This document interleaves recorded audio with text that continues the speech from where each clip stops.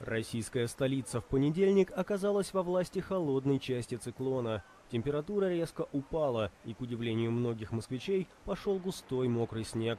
Пользователи социальных сетей начали выкладывать многочисленные фото и видео аномальных осадков. По словам синоптиков, во вторник снегопад лишь усилится. За 2 дня в Москве выпадет половина месячной нормы осадков. Парад Победы, утверждают специалисты, пройдет при ненастной погоде. Но прохожих в центре столицы это не расстраивает. Прекрасная просто погодка. Сибирское лето. Оно такое и должно быть. Погода не портит этот праздник.